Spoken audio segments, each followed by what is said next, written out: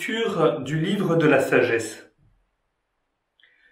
Les impies ne sont pas dans la vérité lorsqu'ils raisonnent ainsi en eux-mêmes. Attirons le juste dans un piège car il nous contrarie, il s'oppose à nos entreprises, il nous reproche de désobéir à la loi de Dieu et nous accuse d'infidélité à notre éducation. Il prétend posséder la connaissance de Dieu et se nomme lui-même enfant du Seigneur. Il est un démenti pour nos idées, sa seule présence nous pèse, car il mène une vie en dehors du commun, sa conduite est étrange. Il nous tient pour des gens douteux, se détourne de nos chemins comme de la boue. Il proclame heureux le sort final des justes et se vante d'avoir Dieu pour Père. Voyons si ces paroles sont vraies, regardons comment il en sortira. Si le juste est fils de Dieu, Dieu l'assistera et l'arrachera aux mains de ses adversaires. Soumettons-le à des outrages et à des tourments, nous saurons ce que vaut sa douceur, nous éprouverons sa patience. Condamnons-le à une mort infâme, puisque, dit-il, quelqu'un interviendra pour lui. C'est ainsi que raisonnent ces gens-là, mais ils s'égarent, leur méchanceté les a rendus aveugles. Ils ne connaissent pas les secrets de Dieu, ils n'espèrent pas que la sainteté puisse être récompensée, ils n'estiment pas qu'une âme irréprochable puisse être glorifiée. Parole du Seigneur.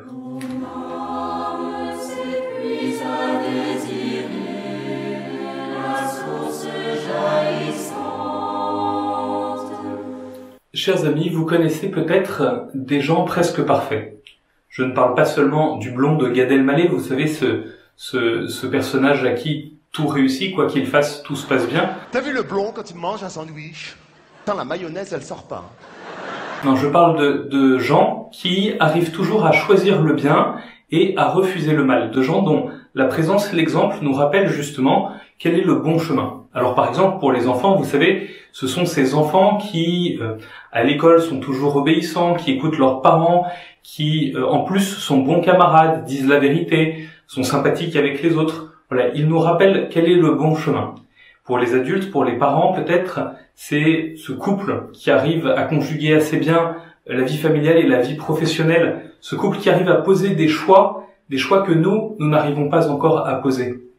Et c'est là qu'est la difficulté. Ces gens presque parfaits, finalement, nous agacent et nous dérangent. Ils nous dérangent parce qu'ils nous montrent le bon chemin alors que nous n'arrivons pas toujours à le prendre. Ils nous montrent parfois le bien que nous n'arrivons pas à faire. Ils nous montrent comment éviter le mal que nous n'arrivons pas à éviter. Et face à ces gens presque parfaits, nous serions tentés de leur vouloir du mal. Et parfois même, nous y travaillons. Nous cherchons quelles sont leurs failles, quelles sont leurs faiblesses.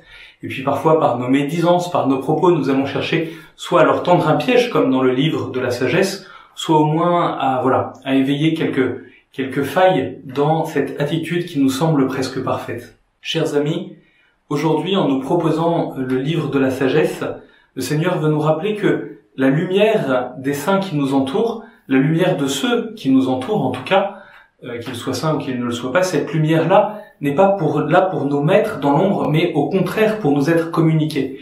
Ils ne sont pas là pour nous dire « Regarde comment toi tu es dans l'ombre », mais ils sont là plutôt pour nous entraîner à ensuite nous communiquer cette lumière. Et parfois, ce qui nous effraie, c'est que nous voyons bien que nous peinons à rayonner de cette lumière, et nous voudrions produire cette lumière par nous-mêmes ou l'éteindre. C'est là la mauvaise tentation, c'est là la tentation que dénonce le livre de la sagesse. La bonne attitude, au contraire, serait de reconnaître que seuls nous ne pouvons pas produire notre lumière, et du coup de nous tourner vers celui qui est la source de toute lumière, de dire au Seigneur, Seigneur, je te rends grâce pour ce qui autour de moi éclaire, et apprends-moi à être la lumière que tu veux que je sois. Alors comme petite piste concrète aujourd'hui, eh bien je vous propose simplement de prendre une bougie, sans mettre le feu chez vous, de la laisser allumer dans un coin, un lieu de passage, peut-être devant votre coin prière, devant une croix, pour que à chaque fois que vous passerez devant pendant la journée, vous puissiez un instant vous arrêter et dire « Seigneur, aide-moi à rayonner de ta lumière.